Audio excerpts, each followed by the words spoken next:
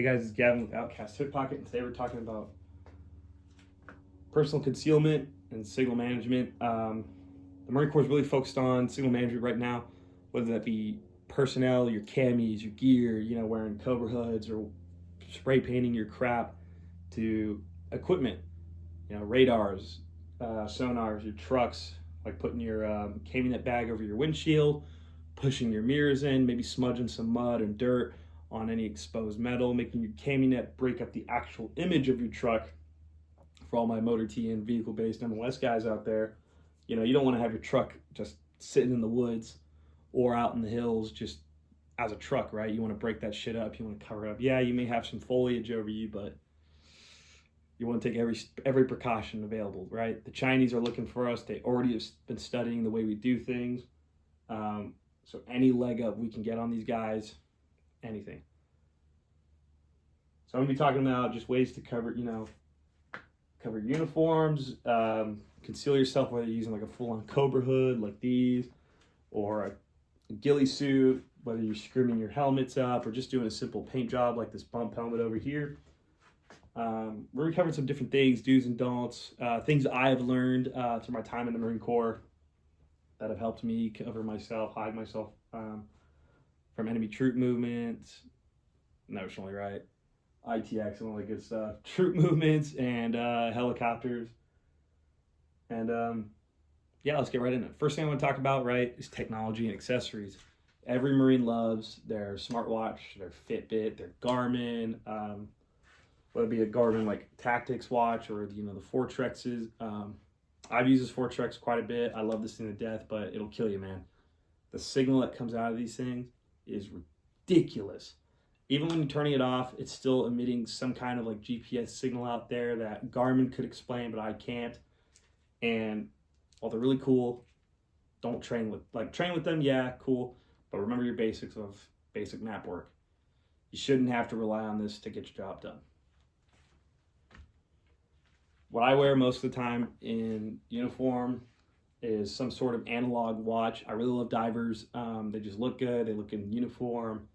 Help present myself a little bit. Right now I'm wearing a Citizen Orca, kind of a little watch of the day if I get some good light on that thing. Real fashionable. I probably wouldn't wear this for operations, but a Casio Duro is a great looking watch, great functioning watch for like $70. Or any of the basic Casio digital watches. Timex even makes some good one, but Casios are really good. They're durable. You're using your watch to tell time. That's all you should be using it for. You shouldn't be using it to check your Instagram, your Tinder, or Grindr, depending on how you are. It's a tool. Yes, use it, but don't let it become something that could get you killed. From that, we're going to move on to our uniforms, right? It's in the name. Camis. They should be camouflaging you. I love a good pair of Celtic camis just like the next man. Hence these bad jimmies exist, right? Real fade, no bleach. I've had these camis since boot camp, so for about 5 years now. And while these are really cool in garrison and on some backyard field ops when I really just want to be comfortable and maybe make myself feel more like a salt dog than I might actually be, these things will get you killed. Before your major field ops and events, go get yourself some new camis. One, it just is the right thing to do as a Marine, right? For professionals, if you want to get picked for the cool missions, being good at your job is one ticket, but looking the part. And while that may be unfortunate for some Marines, because all they care about is looking salty, command does look at that. Who looks the best, who acts the best, who is the best. This is a pair. Well, this isn't a pair, but this is an inclement weather shirt. A little faded, a little old, but still pretty durable, still pretty good, right? It's not got holes in it. It's still got its main color. It's not really too faded. I'd bring my actual camis that I wear out, my everydays. They're still pretty new, but they're in the wash right now. And my wife would put hands on me if I pulled those things out wet. So, yeah. Your camis should be dark. I was wearing these out in field op, and they were helping me hide without having to scrim myself up and veg myself up. Get new camis, man. Stop walking around with camis with holes the size of a baseball in them. One, your camis are going to protect you from the elements, right? So if you got holes in them, you're really just not doing yourself any favor for warmth or protection from the, the nasty elements. Get yourself some new camis, right? Look professional, be professional, and it actually has a purpose. The darkness is going to help you blend into the jungle, which we are going to in the next fight. Helps you blend into the jungle. It does help you with your bug repellent a little bit, and it's flame resistant. Your cool, salty Lance Corporal camis, all that stuff goes away. So all these are really cool. I'd keep them for PT, or just, wearing them around maybe garrison if I got nothing going on, or like in a backyard op. I would never wear these for a serious operation. Even my deserts. I still have new deserts on standby. I love my salty deserts, but I keep new deserts on standby. Cool. Get these bad jimmies out of the way. Next one we're going to talk about, before I move on to the helmets, I know a lot of people love to talk about helmets, is your flak. So, from what y'all saw in the first video, was a Gen 1 plate carrier. I have finally been able to get rid of it, and I got myself a Gen 3. So I haven't fully built it out yet, but your flak when it's brand new is pretty shiny. Not in like it's going to reflect light, but it's going to stand out a little bit. Something you could do if you really don't care about SIF, which checking out shouldn't be your main focus in the Marine Corps. It should be doing your job and enjoying your time. Take some dirt, rub it in there. I haven't done that yet, but rub that nice and in, darken it a little bit. If you're willing to, take some Cami Compact. I did this on a personal plate carrier of mine. It was a Faro Slickster, Coyote Brown. And you can do, your stripes, or you can splotch it on, just something to break it up. And if you don't want to go through all that, what you can do is take some the issued Cami net, whether it be the desert or the woodland. I'd recommend the woodland to contrast the Coyote Brown. And you can weave it through your pals here, right on your front. That's probably what I'll be doing. And once I fully set this thing up, I'll put a video out there for it so you guys can see it.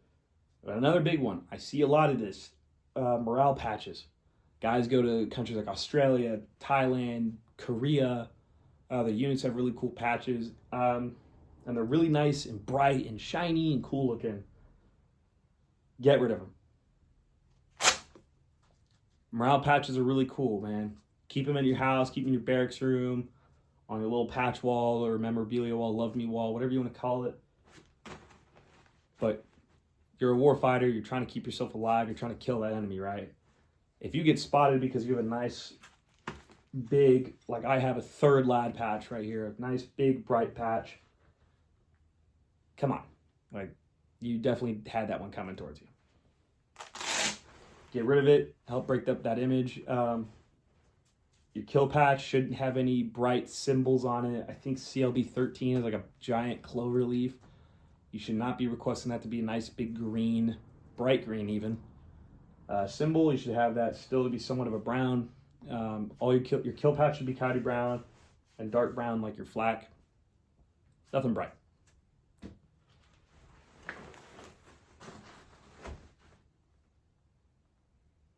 Blanket on the flak, I'm so sorry, I thought I had something else to say, but yeah, weaving and cami netting to it, or Cami Compact, just, striping it down.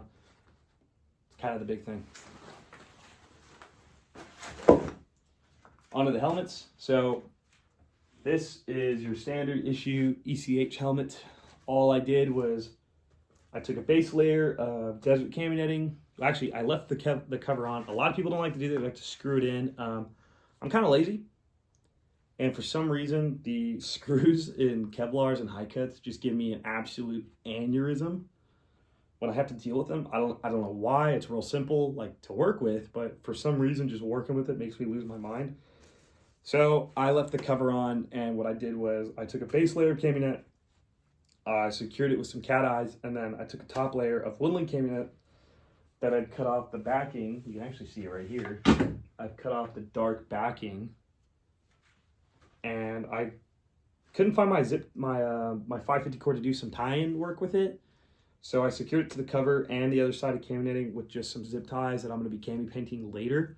Never leave your zip ties or anything like that exposed. Can't really see it, but there's like little bits of like shiny reflectiveness there. Not good to go. I'm going to cover that up. The only like reflectiveness you should have on your Kevlar if you rock them are your cat eyes. Cat eyes should be the only thing showing. I'm using a weird stand, so I don't really know if you can see them, but cat eyes should be the only thing you have reflective on your helmet. If you don't want to full-on scrim your Kevlar and you got like a high cut or a bump helmet and you can't find a good cover for it, you don't want to leave that thing completely reflective, right? So do a basic paint job. Me and a buddy of mine did this like 8 beers deep. It's really not that hard. You just take some netting, spray with whatever base color you want. You want to start, I recommend starting lighter because it's always easier to go darker, but it's not that easy to go lighter. If you start with a really dark baseline, you can kind of screw yourself over. So I started with Wiltan baseline, and then I just sprayed it green with some netting, and it really came out well. Love this thing to death. I was wearing it out in the desert and in the woods, and it just blends in great. If I want to go crazy with some extra netting, I have some high cut scrims I've picked up from a store for my Camp Pendleton Marines, BDS Tactical. They've got a lot of selections on the high cut scrim. They've got, I think, Ranger Green, Multicam, Multicam Arid, I think Tropic too. I haven't really seen that one. And normal Coyote Brown. Really cool options. You can also throw them on your ECH. I have a couple buddies that have done that. I'm going to reference BDS a lot on this channel just because they're a local store. I don't have to deal with online hassle. I like them. But yes, so before I move on to the high cut, or not the high cut, the away from the high cut, Peltors. I didn't do this, and it's bad on me for not doing it before the video, but if you're going to have Peltors on there and mounts, you need to conceal them. Yeah, it's not that big of a deal. They're already like a tone color, but you're already doing all that work. You might as well just go the extra step, put some painter's tape on your microphone and your speakers and all your little battery packs. Just spray paint the rest. Don't spray paint within your cups. You'll destroy the headset like that. Cover that up. Spray paint your battery packs and your counterweights. Basically anything that can reflect or stand out a little bit, spray paint it or veg it. So now I'm going to move on to the main pack just because it's a big item here. So my last field op, I actually did have a pack scrim I got from BDS Tactical. The thing was awesome. What I did was I got the Coyote Brown one and I spray painted it with stripes of green, and then when I went out there I was able to veg it up by just throwing in some like cut up bushes that I'd taken and twigs, and I could throw it out in the woods and it disappeared. I didn't have to stuff it in the camionnette with me and hide with it and be all cramped. I could actually have some room to move around and be a little more comfortable, but I could keep it close within reach if I needed it. So what I took was some fishnet. I tied some sandbag canvas, a little bit of jute around it, and then I also washed it already by rubbing it in some mud and dirt, breaking up that new shiny canvas. And now all I have to do is secure it with the clips already on my main pack, or with just some 550 if I'm not really using it too much. But I like to secure the clips on the top. I don't like to mess with the 550 and whatnot down there. So that way if I need something, I can access the back zipper here, grab what I need from my main pack, close it back up. And bam, I'm good to march on. A lot of people like to forget about their packs. You got to hide these things with you if you're out there. It's really just a giant rock on your back, and if you forget to camion at this thing or even try to conceal it while you're out there, and you yourself are all gillied up, it's gonna look really fucking wonky. So do cover that up. Take that extra time. If you're making a Cobra hood and whatnot for yourself, you should probably start focusing on making one for your main pack. Yeah, just hiding it makes it a lot easier. On the next one, that's going to be the good old Cobra hood. Everyone loves the Cobra hood. Before I move on to that though, I'm going to hydrate. Badass. Cobra hood. So this was not mine originally. This was already mostly done by a buddy of mine. He gave it to me. He was like, hey, I'm not really using it that much anymore. Would you want this? I was like, hell yeah. So what he basically done was he had spray painted it. You can kind of see a little bit on there. He had spray painted and he had added jute in some of the tie-ins. All I basically did was add more tie-ins. You shouldn't be relying too heavily on jute for your Cobra hood or your ghillie hood or any form of concealment to your body or gear. You shouldn't focus solely on jute. It doesn't look natural. You look like a jute ball, and you're just a giant ball of thread. It's going to stick out pretty easily. Yeah, you can veg it up, and it'll help out, but it still looks pretty weird. I would say do about a 75% tie-in, and then the rest jute. That way you should really be mostly relying on that vegetation. And plus, the movement of the tie-ins is going to help with the jute, with breaking up your image as you're moving, right? Obviously, if you're on a full dead sprint or you're like standing up completely upright, mostly going to see, the enemy's going to see you. But if you're having to stalk or crawl your way out of there, or you got to make a slight adjustment to yourself, it's going to help break you up a lot easier than you just balls out, you know what I'm saying? Also, I actually use this to conceal my assault pack. If I'm rocking just my assault pack, I'll bring my tarp with me, but I'll clip this onto the outside of my assault pack as I'm moving. And then once I get to the area I need to be, or PV or whatever, I can then throw this on. I can shove my assault pack somewhere else and bury it, and I can live out of my chest rig and my fanny pack that I carry on me. Carries all my supplies. So moving on now to the ghillie suit. Ghillie suit is not something I recommend to most Marines unless you're like, obviously your scout snipers. Well, they're not really scout snipers anymore. Your recon snipers, designated marksmen. That's like the only jobs that really should be requiring your ghillie suit. I'm talking just for the Marine Corps. Obviously, the Air Force has like the special recon guys. The Army does whatever. But what this is, cool piece of little history here, but this is just an old issued Woodland blouse from the 80s. This was actually given to me by a family member of mine who served at 3rd Recon back in '89. This was before they were really issuing out desert blouses. So you would want to start off nowadays with a desert blouse. Then you would add your fishnet and your material, your burlap or whatever. Not your burlap. Can't really see it, but right here, like your sea bag material, so you can have a little more resistance when you're crawling around. But you would add your fishnet, and then you would start adding on your jute and all your tie-ins. He used like some old sock here just to help kind of break it up. And he was serving, again, 3rd Recon in Oki. His operations were in the jungle, so a lot of his stuff is mostly green, not a lot of brown. Just enough brown to get what he needs. But, yeah, I would not recommend a full ghillie suit unless you're one of those specialized roles, because it gets too hot. It's a lot. You're going to have some for your leg. You're going to have it on your boonie cover. Full ghillie suit can just be a little too much. So I definitely recommend sticking with the Cobra hood. I was using the Cobra hood. The first time I used it, actually, let me rephrase that, was in Yuma, Arizona. Everyone knows it's balls hot over there in Yuma. It's like sunniest place in America or some crap like that. This thing was awesome. I didn't get too hot in it. Mine is made of mesh, so I got a lot of good ventilation. But I was able to sit in my hide site with this thing on, or I could sit outside a little, more comfortably with this on, be out in the sunlight, get some shade from it, get some airflow. And it just wasn't too much. I could get up and move quickly if I needed to. And yeah.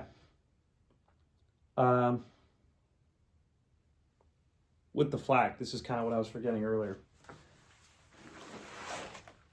Like I said about taking your kill patches off and all your cool little morale patches, your shit shouldn't be hanging on there, like your compasses and your spoons and you can have your knives on your flak as long as they're a tactical color, black, coyote brown, ranger green. Stick away from black mostly. Black's not really a tactical color, but whatever. Shouldn't have this shit hanging on. You see it's kind of reflective, stands out a little bit. It's not good to go. If you're gonna fucking put cami net and shit in there or cami compact it, you want to really hide yourself, take the shit off, put it in an admin pouch, If it's something like this, wear it around your wrist with a watch cover over it, or stick it in your pocket. If you don't need it, you shouldn't have it out.